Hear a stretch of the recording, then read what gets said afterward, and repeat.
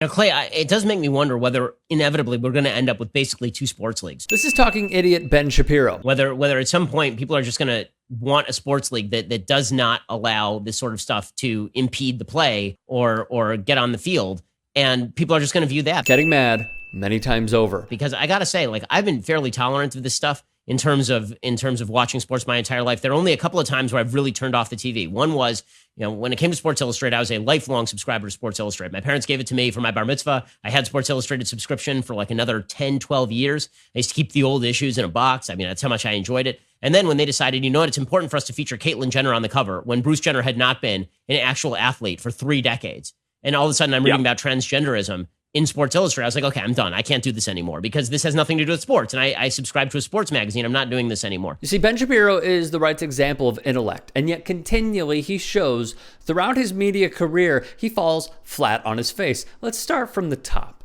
Shapiro says 2 sports leagues will suffice. We've seen this before, Ben, with your dear leader, Donald Trump, owning a sports league. Check us out.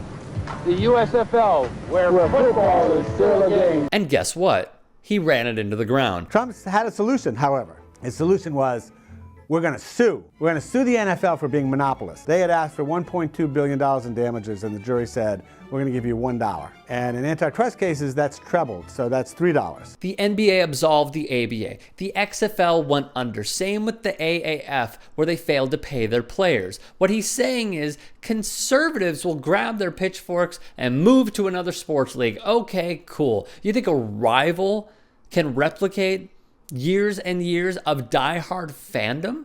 The point being, show me the blueprint. In terms of watching sports my entire life, there are only a couple of times where I've really turned off the TV. One was, when it came to Sports Illustrated, I was a lifelong subscriber to Sports Illustrated. Wait, let's backtrack. WizKid just said he turned off the TV when referring to a magazine he got, Sports Illustrated, at 13 years old. Logic is hard. And then when they decided, it's important for us to feature Caitlyn Jenner on the cover, when Bruce Jenner had not been an actual athlete for 3 decades. And all of a sudden I'm reading about transgenderism in Sports Illustrated. I was like, okay, I'm done. I can't do this anymore because this has nothing to do with sports. Okay, so much wrong with this. The same guy who tweeted this and recycles this point also tweeted, OMG, the guy who owns Equinox favors a candidate half the country doesn't like. The only solution is politically segregated gyms. Surely that will be good for the country. The reason is because he doesn't like the content.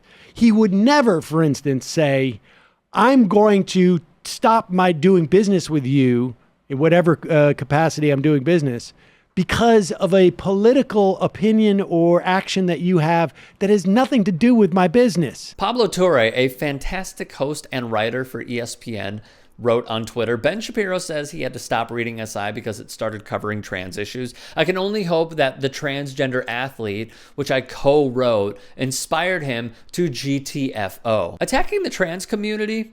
A Shapiro staple, unfortunately. He has called transgenderism a mental disorder. When Caitlyn Jenner won an ESPY, the Arthur Ashe Courage Award, he said on one show, why are we mainstreaming delusion? The trans debate is the 2020 gay debate for radical conservatism. If you have a mental disorder, that's fine. That's how I feel about trans. See what I mean? Furthermore. And the other is during the Kaepernick protest, when it became incumbent on people to somehow approve of the hands up, don't shoot symbology that was being put out by particular players.